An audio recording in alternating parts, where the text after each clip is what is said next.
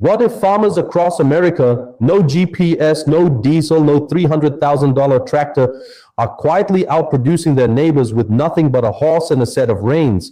These are the Amish. And for over 150 years, they've been running farms that are healthier, more profitable, and completely debt-free from machinery. Modern agriculture threw the system away almost a century ago, but the results speak for themselves. By the end of this video, you'll understand exactly why draft horsepower might be the smarter way forward. Picture an American farm in 1920. There are horses in the field, chickens in the yard, and a farmer who knows every inch of his land by heart. Now fast forward to today. That same farm is likely running a tractor that costs more than most people's houses, and it's probably financed. According to the USDA Economic Research Service and reporting by AgriPulse, total U.S. farm debt hit $547.6 billion in 2024, a 40% increase since 2017, with machinery and vehicle assets alone reaching $383 billion. Read that again, $500 billion in debt, and a massive chunk of it is sitting in the equipment shed, depreciating every single day. And when that tractor breaks down, which it will, you're not fixing it in the barn anymore. You're calling a specialist, waiting a week, and writing a check you didn't plan for. The average operating loan in 2025 was 30% larger than the year before. Farm bankruptcies climbed again. Small operations quietly disappeared. The Amish watched all of this happen, and they made a different choice. They kept the horse, not out of stubbornness, not out of ignorance, but because they understood something modern agriculture refused to admit. A horse is a renewable resource. A tractor is not. That single decision shaped everything: the health of their soil, the size of their operations, and the financial freedom their families still enjoy today. Most people assume Amish farming is slower, harder, and less productive than modern methods. That's exactly what the agriculture industry wants you to think. The truth is, Amish operations spend dramatically less on inputs: fuel, chemicals, fertilizers, machinery payments, while producing comparable yields on smaller acreage. One Amish farmer in Ohio put it perfectly: "My horse eats grass, my tractor eats money." That's not a folk saying, that's a balance sheet. Here's what makes it even more interesting. Draft horses weigh between 1,400 and 2,000 pounds spread across 4 hooves. A modern tractor, up to 30,000 pounds concentrated on narrow rubber tires. That weight compacts the soil, causing poorer drainage, weaker roots, and lower yields over time. The Amish figured this out generations ago. While conventional farming has spent decades trying to reverse soil compaction with chemicals and aggressive tillage, Amish farmers never created the problem in the first place. That's not backward thinking, that's wisdom. Subscribe if this is the kind of knowledge you've been looking for. There's more coming. So what exactly is a draft horse, and how does one animal replace an entire machine? Draft horses are bred for power and endurance, not speed.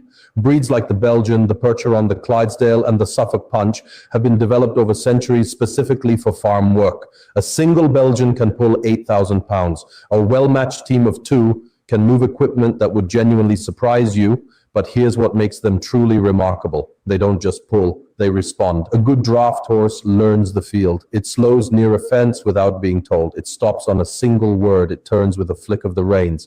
No hydraulics, no GPS, just relationship and training. Amish farmers begin working with draft horses from a young age. By the time a young Amish man runs his own farm, he's been handling horses for 15 to 20 years. That kind of experience can't be bought off a dealership lot, and the equipment, far from primitive.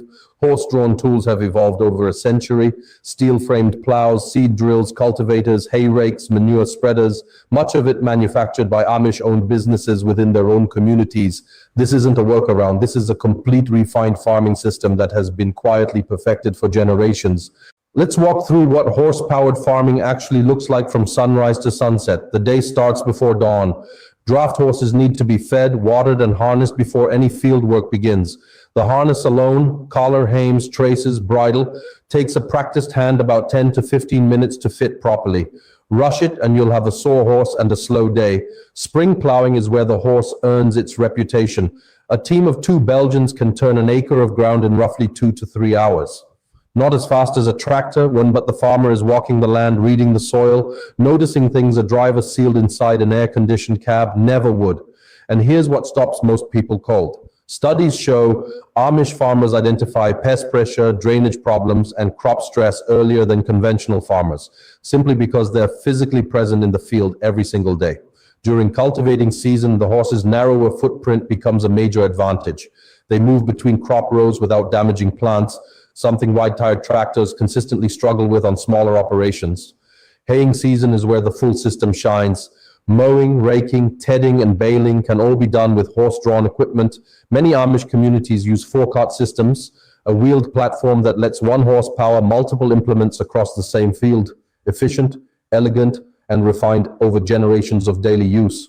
Let's talk money, see, because this is where things get really interesting. A quality Belgian draft horse costs between $3,000 and $8,000. A trained, experienced workhorse might run $10,000 to $15,000. That sounds like a lot until you compare it to the price of a used mid-size farm tractor, which starts at $30,000 and climbs fast. But the real comparison isn't purchase price, it's annual operating cost. A draft horse eats hay, grass, and grain. On a farm with pasture, a significant portion of that feed cost is grown right on the property. And what does the horse produce in return? Work and manure. High quality, nitrogen-rich manure that goes straight back into the soil. A tractor produces exhaust and a repair bill. Here's the number that changes the conversation.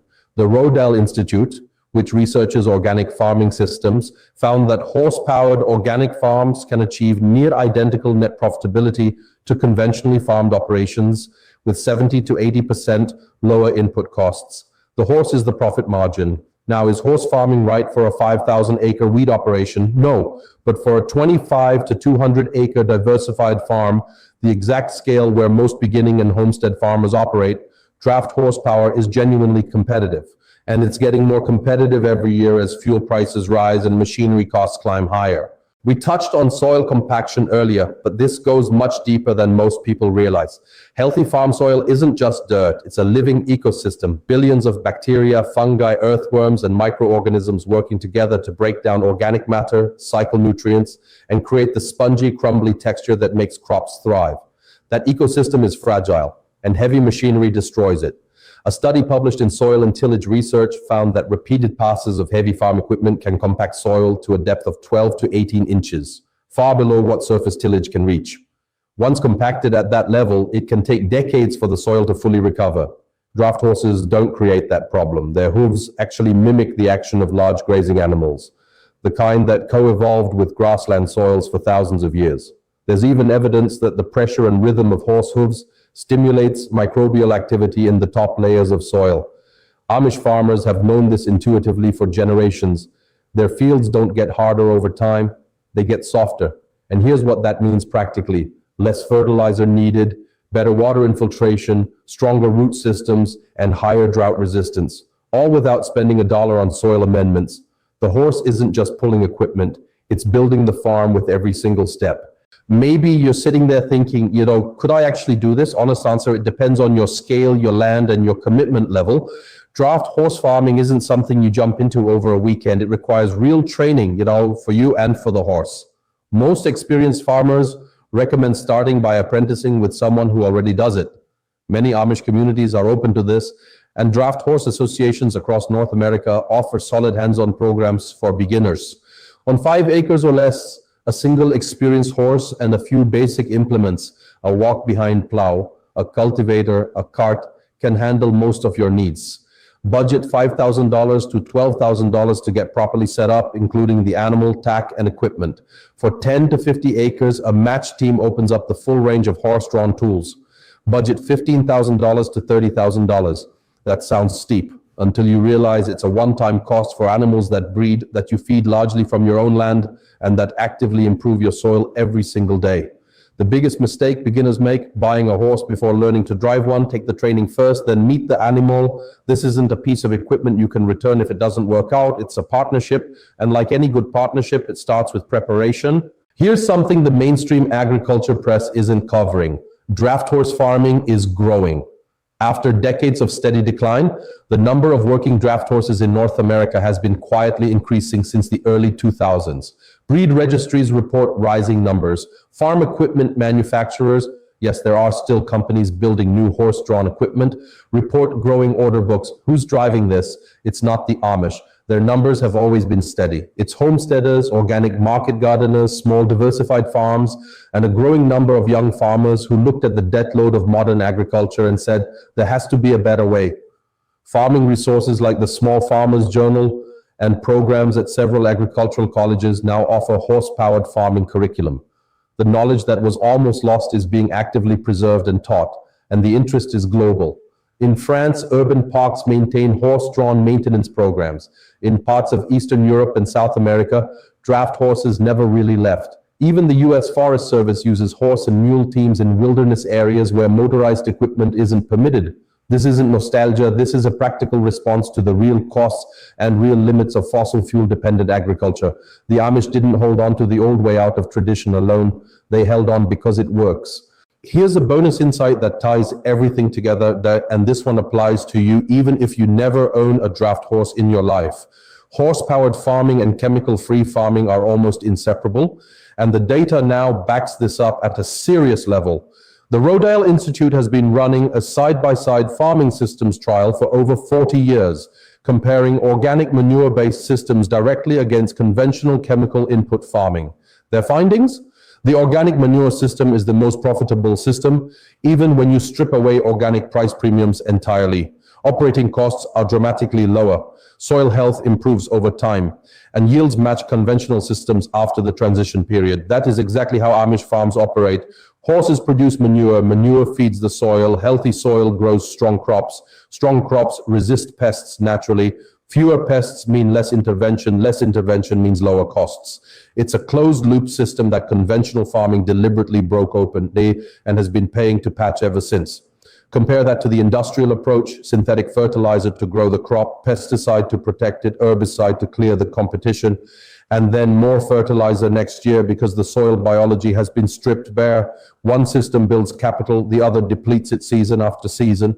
For your own garden or small plot, even without a horse, the same principle applies right now. Compost over synthetic fertilizer, cover crops over bare soil, rotation over pesticide dependence. The horse makes it work at farm scale. The principle works everywhere. So let's land this where it matters. Everything we've talked about today goes deeper than horses and harnesses. It's about what happens when a farming system is built to give back instead of just take from the soil, from the land, from the future. Here are your few takeaways. First, draft horses aren't relics. On the right scale of land, they're a legitimate, cost-effective alternative to machinery that breaks, depreciates, and drains your wallet every single season. Second, the Amish didn't just keep the horse. They kept an entire philosophy, one where every piece of the farm feeds the next. The horse feeds the soil feeds the crop feeds the family. Nothing wasted, nothing borrowed from a parts dealer. Third, you don't need 50 acres to apply any of this. Chemical-free, soil-first thinking works on a backyard plot just as much as a working farm. The scale changes, the principle doesn't. If this shifted how you think about farming even a little, subscribe, because every week we pull forgotten methods back out of the shadows and put them to work, and drop a comment below. Would you ever seriously consider using a draft horse on your land? I want to know where you stand. Coming up next, we're diving into a topic that surprises almost everyone: how the Amish keep pests completely off their crops without touching a single chemical spray. That one is worth sticking around for. The old way still works. It just needed someone to remind you.